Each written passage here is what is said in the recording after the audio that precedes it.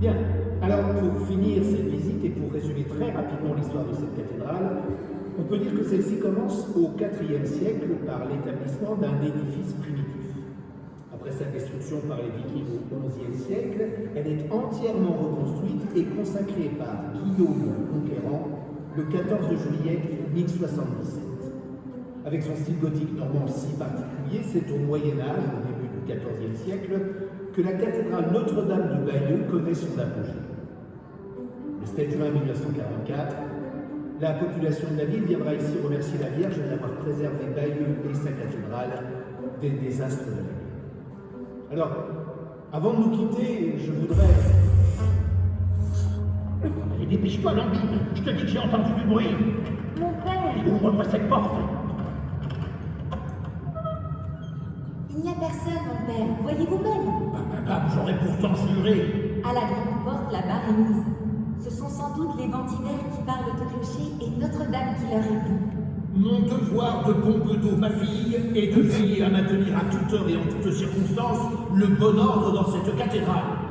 C'est la tâche que le chapitre de Notre-Dame m'a fait l'honneur de me confier, et avec l'aide de notre Seigneur, c'est sans faillir que j'entends m'en acquitter. Vous faites un excellent modo, mon père. Ordre et grincheux comme il se doit. Eh bien, plutôt que de persifier, aide-moi plutôt à boucher les flambeaux. Allez, c'est l'heure. Grand Dieu, mon père, on frappe! Et j'entends bien qu'on frappe. Ah, tu vois bien qu'il y a du monde. Qui va là? Un voyageur qui demande hospitalité. À cette heure, on n'ouvre pas. Mon père! Ah Dieu, monsieur, la neige et le froid de la nuit sont plus portants que nous. Me laisserez-vous geler au dehors? Plutôt deux fois d'une. Passez votre chemin où la garde viendra vous réchauffer à coups de bâton. Mon père! Juste un coin de chapelle posé au manteau sur la table. Allez au diable et n'en revenez pas. Fort bien, monsieur. Fort bien.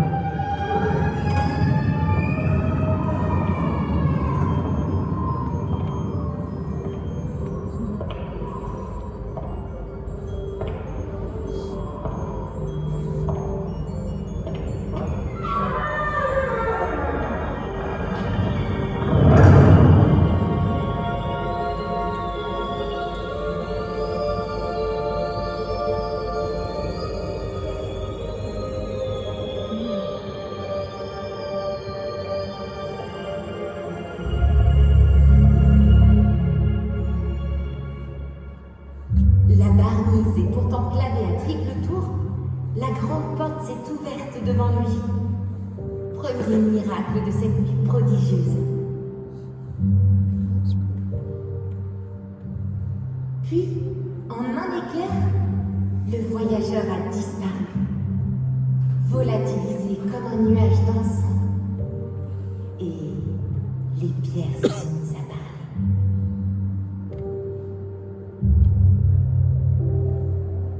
Je te remercie, Godot, pour ton hospitalité si spontanée. Est-ce que tu entends ce que je vois, ma fille? J'en ai le bonheur, mon père. C'est le démon qu'on nous envoie ici. Ni démonnerie, ni diablerie. Je vous l'ai dit, bonnes gens, je ne suis qu'un voyageur. Un soir ici, au lendemain ailleurs. Un peu fantasque, certes, mais honnête et droit comme les colonnes de cette cathédrale. Moi, je n'ai pas peur de vous. Soyez le bienvenu. Merci, ma belle Adèle. Vous connaissez son nom? Je connais tous les noms de la terre, mon bon Grégoire. Oh! Tiens, petite, voilà pour toi. Un livre. Et du haut de la voûte, comme une nuée changeante de papillons d'été, des livres ont ouvert leurs pages pour venir se poser sur les cornices et les balcons de notre cathédrale. De la pure magie, ma fille. De la magie pure, mon père. Des imagiers couvraient maintenant les murs de Notre-Dame en un fabuleux recueil prêt à contenir la vie tout entière. J'ai toujours sur les doigts les encres du scriptorium du Montjoie de Saint-Michel. Le voyageur transportait tous les mots et toutes les lettres, tous les savoirs et toutes les sciences, toutes les beautés d'un monde enluminé. Ce grand livre cathédral contenait tout, et tout y était contenu. Tout cela est bien joli, mais pourquoi diable? Mon père, Faites excuser. Pourquoi, mon Dieu, Vous êtes-vous arrêté ici ce soir à Bayeux? Le hasard, le destin et mon bon plaisir de voir le monde. Mais le monde est vaste, non? Vaste, oui.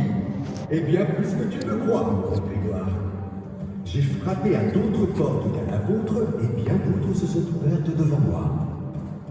Le vaste monde s'est obligeamment offert à moi. Bagdad, Le Caire, Cordoue, Tolède. Il n'est pas de ville plus splendide et plus peuplée que les cités arabes.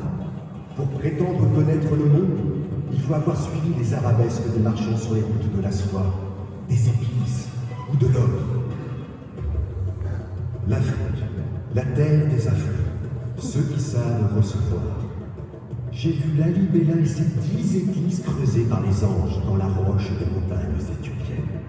J'ai suivi le fleuve des fleuves, de l'empire du Mali au royaume du Ghana.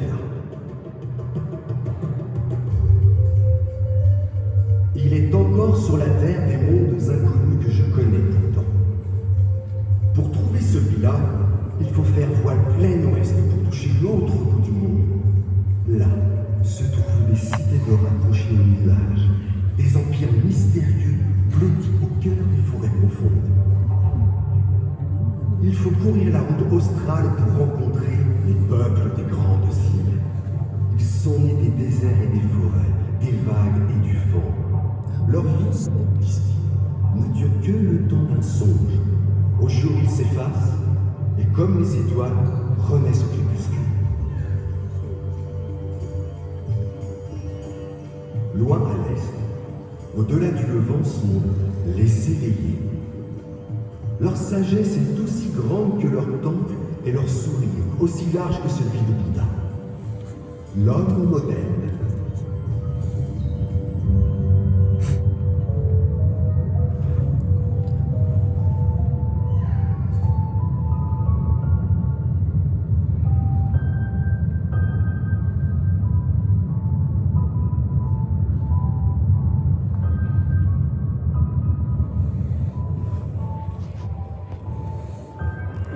Jusqu'aux extrémités orientales, j'ai suivi Marco Polo sur les terres du Grand Khan. Comme lui, j'ai vu de mes yeux tous les dragons de l'Orient, les licornes et les éléphants blancs, les cyclopes et les hommes sans tête, les géants jambistes et les femmes de pierre. Toutes ces merveilles décrites par lui dans son grand devisement du monde. Moi qui n'étais jamais allée plus loin que les 2 lieues qui nous séparaient du port en Bessin, la berlue me prenait devant tant de splendeur. Comme des enfants sous le charme d'un raconteur à la BD, mon père et moi vivions l'extraordinaire. Avec cette soudaine et simple impression que les murs de Notre-Dame n'avaient été élevés que pour recevoir toutes les beautés de la terre. Je sais aussi qu'un jour, Abel, un explorateur normand donnera ton nom à une contrée du grand sud glacé du monde par lui découverte. Il l'appellera la Terre Adélie. Quel honneur! Monsieur, on dit que les hommes n'ont pas la même couleur et qu'il en existerait même des noirs. Il est vrai, comme d'autres sont jaunes rouges, ou d'autres de s'en mêler, il faut encore d'autres nuances. Finalement, les hommes ont tous la même couleur, Grégoire, celle de la terre et du cœur.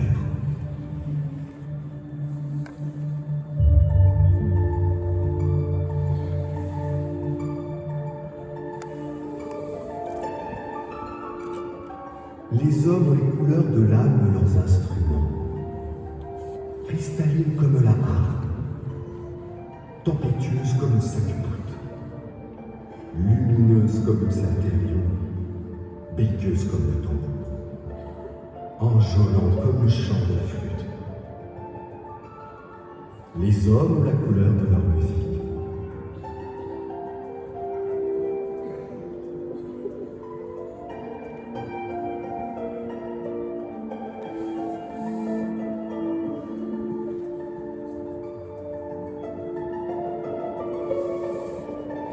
Joaillier, bijoutier ou orfèvre savent marier le carmin du rubis, la transparence du diamant, le bleu pur du saphir, les verres de l'émeraude, La terre offre aux hommes les merveilles de ses profondeurs.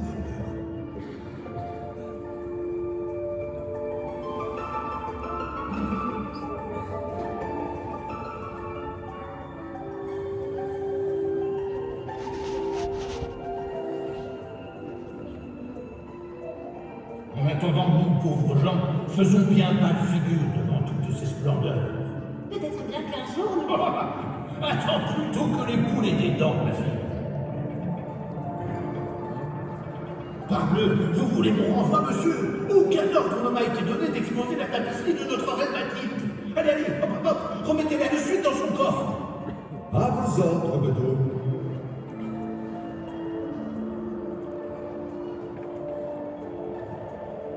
Jamais nous ne pourrons orner les murs de nos réduits, des tentures qui ne sont réservées qu'au logis des seigneurs. Leur laine en est si douce, si chaude et si soyeuse. Adèle! Un jour, sûrement, tu feras tondre sur les murs de ta chambre les chefs-d'œuvre de maître Flandrien et des tisseurs du Nord. Ne lui mettez pas, s'il vous plaît, ces sortes d'idées dans la cervelle. Elle sait rêver, c'est bien plus qu'il en faut pour être déjà riche. Oh! Un jour, petite, tu sauras toi aussi jouer des couleurs et de leur âme. Tu auras d'abord appris à les composer, à mélanger l'huile à la gaine ou l'indigo pour bleuter l'azur, la robe de Marie et le manteau des rois. Tu t'enivreras des senteurs du curcuma et du safran avant de les coucher pour que s'y minent les étoiles. Le carmin des cochonilles de la Garance empourprera la vêture des puissants et les drapeaux guerriers. La terre de Sienne ou celle de Cassel collera au basque des robes de mur. Les violines de l'Orsay habilleront les paves et les évêques, aussi les pénitents. Un jour, c'est toute la nature et toute la terre qui s'étaleront sur ta tête. Folie! Ce n'est pas là l'affaire des femmes. Vos balivernes ne font que lui tourner la tête. Elle passe déjà son temps à bailler au cornet. Mon père avait raison. J'avais souvent le nez en l'air. Juste pour respirer la lumière. Pour la voir filer entre les nuages. La regarder changer de l'aube à son coucher. Des journées entières, je la regardais caresser les grands vitraux de notre cathédrale en courant d'est en ouest. Alors, l'air s'embrasait. L'espace ruisselait de couleurs et l'âme des hommes s'éclairait aux lueurs divines.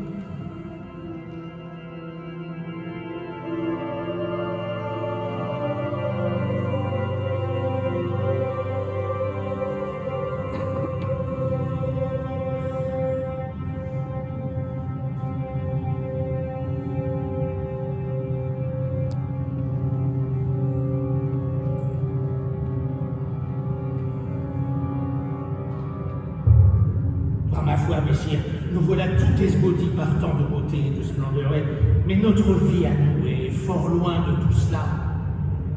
Plus tard, on dira de ce temps qu'il était d'ombre et de lumière.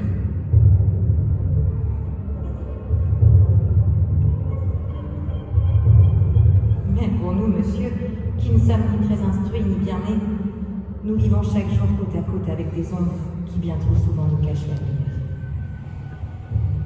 Quelle que soit notre naissance, Adèle, le destin nous convie tous à la table des spectres. Nous avons tous une place à prendre dans leur macabre farandole.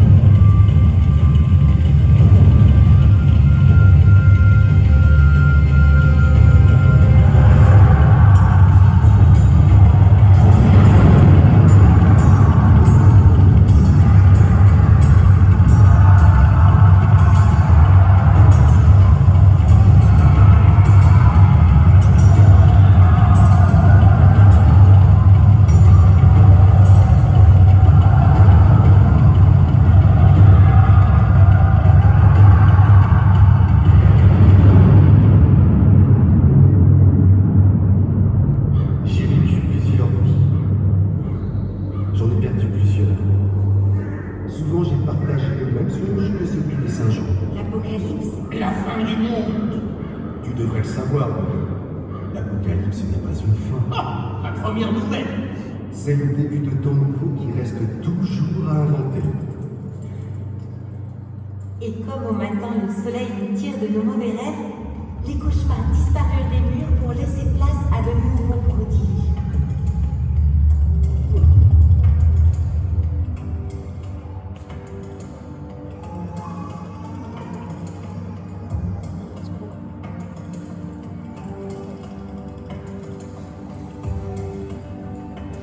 On sait maintenant comprendre ce qui se trame au ciel entre la Terre et les étoiles. Dans la grande mécanique céleste, les savants astronomes savent lire précisément la course des planètes dans l'univers.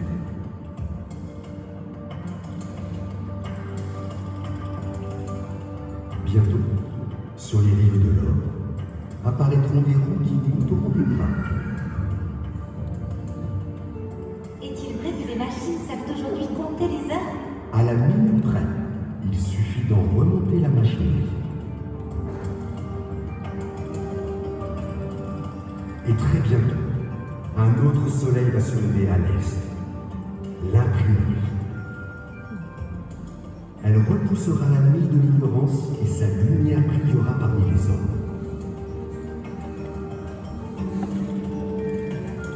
Et sachez-le, ma belle, un jour, le vaste monde sera trop petit au pas des voyageurs. Alors, l'homme ira marcher sur la Lune, puis sur d'autres planètes, bien plus lointaines encore. Et maintenant,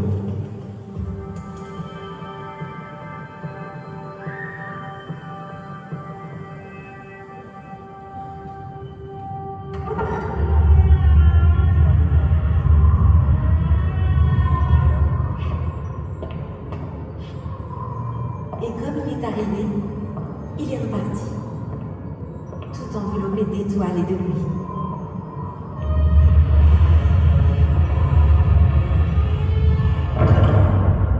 On débarque. tu n'es pas encore débarrassé de moi, Bodo.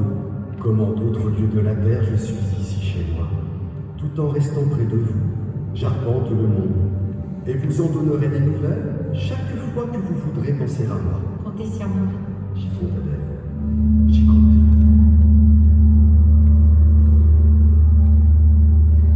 Je voudrais tout simplement dire que si les murs ont des oreilles, ceux de la cathédrale Notre-Dame de Bayeux ont aussi La mémoire du la passé. mémoire du passé, L'énergie l'énergie du présent. et la force. La force du futur. Voilà. Merci de votre attention.